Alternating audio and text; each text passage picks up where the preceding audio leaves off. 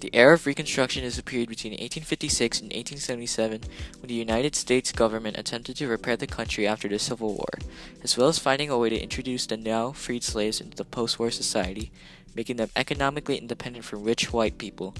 Despite their efforts, Reconstruction is considered to be a failure due to the conflict in both the South and the federal government. Abraham Lincoln began Reconstruction with the promise of malice towards none and charity to all, supporting a lenient policy with the idea of bringing healing to the North and South. He believed that the South had already suffered enough and that punishment would only increase resentment. To reintroduce the South back into the Union, he proposed a plan to let the states enter the Union and 10% of their voters swore an oath to protect it. It's unclear whether or not Lincoln would have been a good leader during this time, because shortly after the start of Reconstruction he is killed by John Wilkes Booth, a Confederate sympathizer. He was then replaced by Andrew Johnson, his Democratic vice president. Johnson was also very lenient with the South, but because of different reasons, like the fact that he was originally from Tennessee, a southern state. He was nominated to increase Democratic votes, but no one had ever intended him to be the president. Johnson didn't receive the same amount of respect Lincoln had. Although he was sympathetic to the poor white people and the South after the war, that's all the people he really cared about. Most historians will agree that he is the most racist president in history. For example, every time Congress tried to help former slaves, help the Freedmen's Bureau, or fix civil rights, he vetoed it because he didn't care. Really? Andrew Johnson doesn't care about black people. This will eventually cause internal conflict in the government. Especially after the 13th Amendment is ratified and all slaves are freed, he experiences lots of conflict with the Freedmen's Bureau. The Freedmen's Bureau was established by Congress to primarily help former black slaves after the Civil War. They provided food, housing, education, medical aid, and offered legal assistance. Internally, the Bureau was full of problems. Most workers were incompetent or corrupt, and they struggled under the politics of race and Reconstruction. In addition, they received resistance from white Southerners and President Johnson, causing the Bureau to be underfunded and understaffed. Despite this, they were still able to help assist former slaves legalize marriages, locate lost relatives, and find education. They fed millions of people, built hospitals and provided medical aid, negotiated labor contracts for ex-slaves, and settled labor disputes, even building thousands of schools for blacks. They even tried, with little success, to redistribute land to freedmen. Unfortunately, in the summer of 1872, the Freedmen's Bureau succumbed to pressure from white Southerners and dismantled themselves. Congress had clearly shown that their priorities faced elsewhere.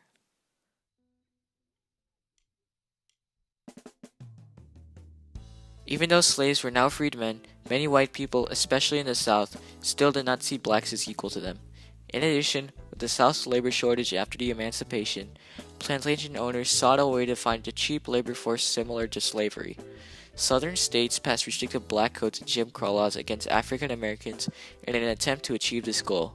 Black codes and Jim Crow laws both restricted or segregated blacks from whites to make them more reliant on rich white planters and maintain them as a cheap workforce for plantation owners.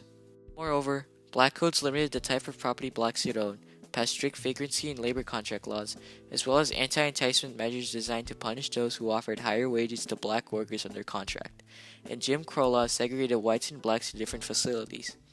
Although the Constitution forbade racial discrimination, every state of the former Confederacy did it anyway, because they really didn't care.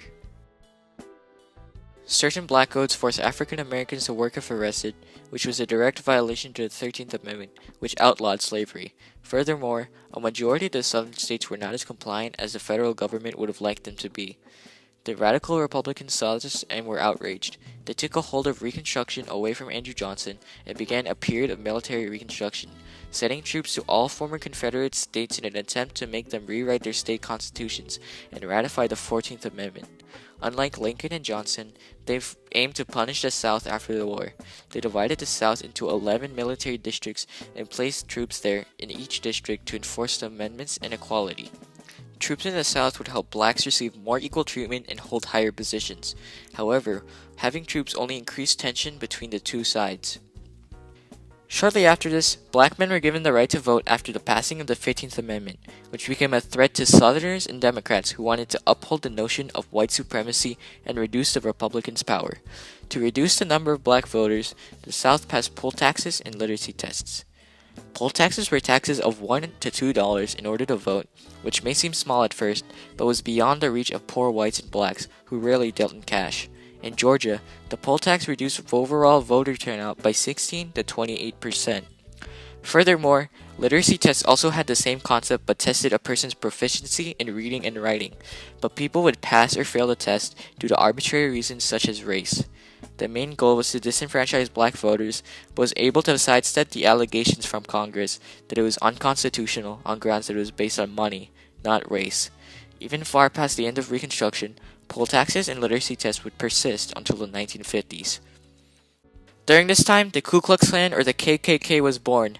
Similarly, their goal was to disenfranchise black voters and resist the Republicans' power while spreading the notion of white supremacy across the South.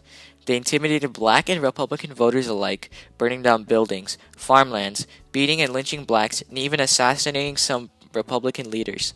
The Klan was able to continue for so long as law enforcement either belonged to the Klan or didn't take action against them, found it difficult to find witnesses to testify against Klansmen, or leading white citizens refused to speak out about them. The Klan was relatively successful. Statistics show that in Oglethorpe County, 1,044 people had voted Republican in April, while only 116 did when armed Klansmen surrounded the polls.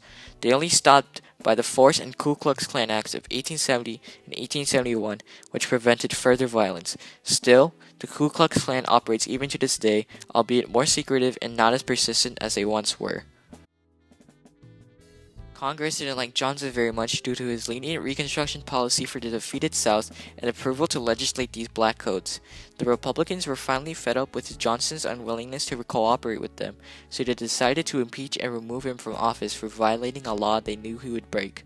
They stated he refused to cooperate or compromise over black rights and the reconstruction of Southern state governments, a reference to his constant vetoing and pardoning to Confederates. He was convicted but not quite removed from office, with one less vote needed for the two-thirds majority. Returning to the freedmen, most blacks during Reconstruction wanted their own lands for their families more than anything.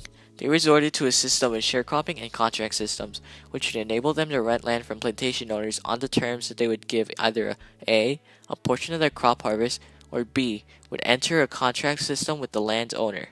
However, freedmen often found themselves exploited into a cycle of debt with sharecropping and unable to leave the land, and contracts couldn't be broken even if they were under very bad conditions for the freedmen.